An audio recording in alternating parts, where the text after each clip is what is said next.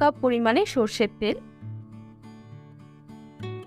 এই রান্নাটা কিন্তু পুরোপুরি সর্ষের তেলেই করতে হবে। এবার আমি এর মধ্যে দিয়ে দেব গোটা গরম মশলা ফোড়ন। যেমন এখানে আমি নিয়েছি 4টে লবঙ্গ আর নিয়েছি 4-5টা মতো এলাচ। তার সাথে দিয়ে দিচ্ছি 2টো তেজপাতা আর দিয়ে দেব 1 টিস্পুন চিনি।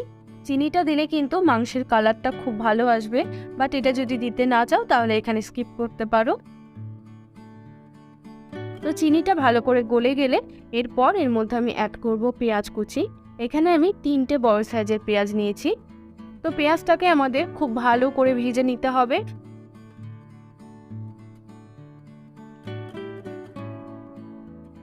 তো দেখো পেঁয়াজটা কিন্তু এখানে খুব ভালো করে আমি ভেজে নিয়েছি।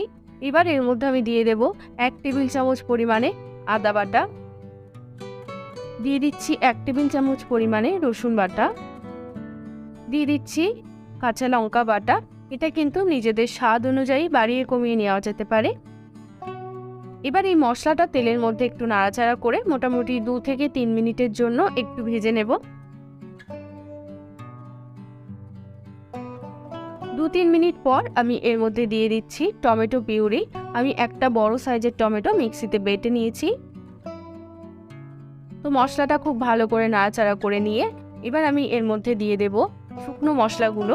যেমন দিয়ে দিচ্ছি স্বাদ অনুযায়ী লবণ, দিয়ে দিচ্ছি 1/2 টিস্পুন হলুদ গুঁড়ো, দিয়ে দিচ্ছি 1 টিস্পুন জিরের গুঁড়ো, 1/2 টিস্পুন দিয়ে দেব লাল লঙ্কার গুঁড়ো আর দিয়ে দিচ্ছি 1 টিস্পুন পরিমাণে কাশ্মীরি লঙ্কার গুঁড়ো। সমস্ত মশলা খুব ভালো করে নাড়াচাড়া করে নিয়ে একটু জল দিয়ে মশলাটাকে আমরা কষিয়ে নেব। এই সময় আমি কিন্তু গ্যাসের ফ্লেমটা একদম লোতে রেখে ঢাকা দিয়ে মশলাটাকে কষাবো। তো মোটামুটি 5-6 মিনিট মতো মশলাটাকে আমি কষিয়ে নিয়েছি। এবার আমি ঢাকনাটা খুলে নিচ্ছি।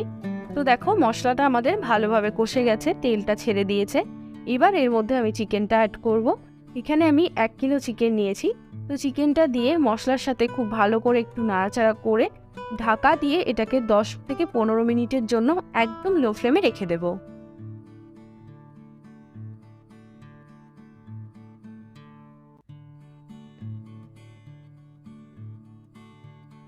তো 10 মিনিট হয়ে গেছে।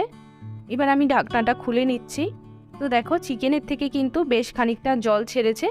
এই জলের মধ্যেই আমাদের পুরো চিকেনটাকে কষাতে হবে।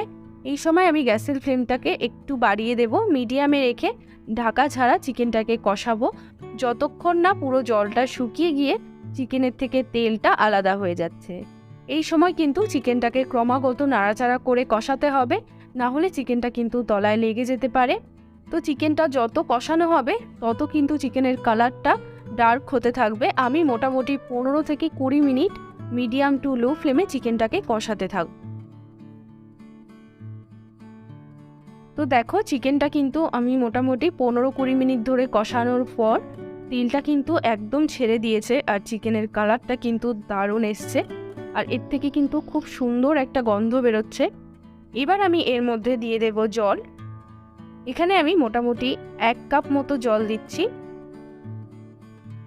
এবার এর মধ্যে আমি দিয়ে দিচ্ছি কয়েকটা কাঁচা লঙ্কা। এটা যেহেতু আমি স্পাইসি চিকেন কারি বানাচ্ছি তাই জন্য লঙ্কার পরিমাণটা আমি এখানে একটু বেশিই দিয়েছি। কেউ যদি বেশি স্পাইসি না বানাতে চাও তাহলে লঙ্কার পরিমাণটা নিজেদের স্বাদ অনুযায়ী যেরকম খুশি বাড়িয়ে বা কমিয়ে নিতে পারো। এবার আমি ঢাকা দিয়ে এটাকে মোটামুটি 15 মিনিটের জন্য একদম লো ফ্লেমে রেখে দেব। তো 15 মিনিট পর আমি ঢাকনাটা খুলে নিচ্ছি। তো দেখো এখানে কিন্তু আমাদের স্পাইসি চিকেন কারি একদম রেডি। খুব সুন্দর একটা গন্ধ বেরোচ্ছে। এই চিকেনটার সাথে কিন্তু ফ্রাইড রাইস, লুচি, পরোটা, নান সব কিছু কিন্তু দারুণ জমে যাবে। আর সামনেই জামাই ষষ্ঠী আসছে। ব্রেকফাস্টে কিন্তু লুচির সাথে জামাইকে যদি এই চিকেন কারিটা পরিবেশন করা হয় তাহলে কিন্তু ব্যাপারটা একদম জমে যাবে।